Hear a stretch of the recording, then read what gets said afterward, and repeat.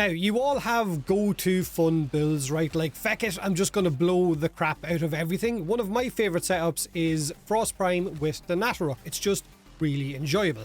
Hey, what's up, you beautiful feckers? How you all doing? Now, this is a setup that I was using in one of my last videos, and as a result, I had a lot of questions about the build, so here we are. It is my Draugr Frost or my Icy Shaman, whatever. I suck at cool names, feckin' Icy McIcy Balls. But Frost is in an incredible spot right now. But then again, so are most of our Warframes due to Arcanes, Archon Shards, Prime Mods, Subsumes, and of course Companions. We are in a period of overpowered as all hell. But now that I've said that, I fully expect comments on Inneros and Loki needing reworks.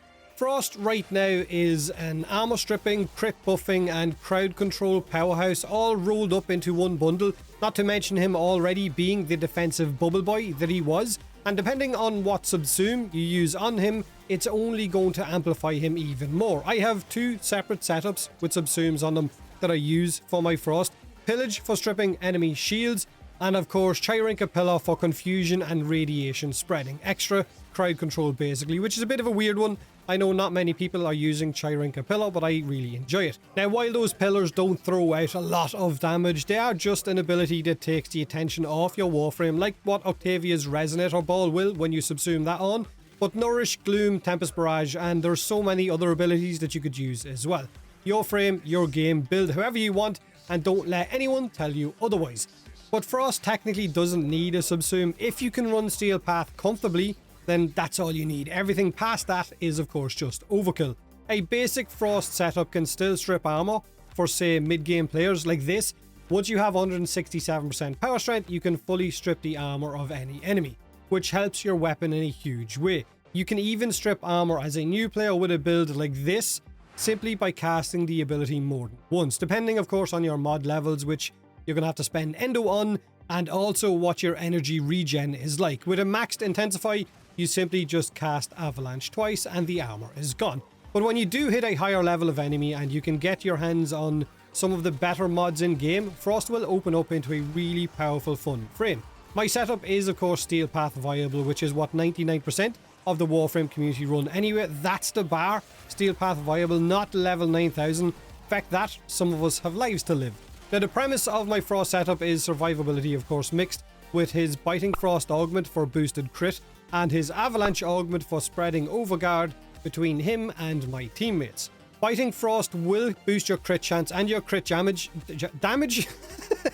by 200% on enemies frozen solid fucking damage.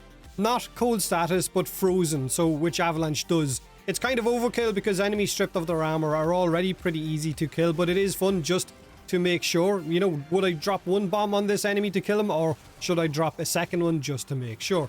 Any high crit chance based weapon will excel because of Biting Frost. Incarnants like Lex or Latron, Toxicist and so on, or you can use a bow like me, the Natterok being my weapon of choice.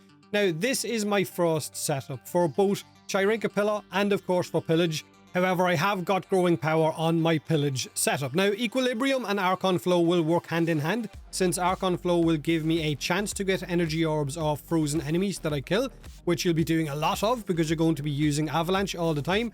And my companion will have a Synth Deconstruct mod equipped, which gives you a 25% chance enemies will drop a health orb when they die if your companion has damaged them. This of course will also work with Equilibrium to snatch it up and give you more energy. Now, Brief Respite for shield regen along with Arcane Aegis, Molt Augmented for more power strength, Overextended for range, and Adaptation for damage reduction. I do have 4 basic Archon Shards on my Frost: shield capacity, health, and of course cast speed, which aren't really needed. Also, another big part of pretty much every loadout that I run right now is having a companion that can clear rooms or spread status effects, as well as help me in a huge way with energy regen. I will leave a link in this video's description to another video that showcases why hounds right now in Warframe are a must-have. They can put in some serious work in while spreading status effects to entire rooms, which will then bounce off of a lot of the galvanized mods that we have. So I'm not going to share my hound build because you can get that from the video that I'm linking in this one's description. Now, I found myself using some of the older Warframes more so than the newer ones lately, although I do enjoy Dagath Frost and Mag being two of the older Warframes in particular that I've really enjoyed using. Frost was of course added back in October 2012 as part of Update 7, and he has consistently been one of the go-to Warframes we used for defensive control, but a while back it felt like maybe the game had passed him by, left him behind in the dirt, because other Warframes could defend objectives just as good as he could, while they offered more on top of that. And it left players with the opinion that Frost kind of sucked. An opinion that some players still have to this day, similar to the opinion that a lot of players have with Mag. But that opinion definitely needs a revisit because both of those frames are amazing right now.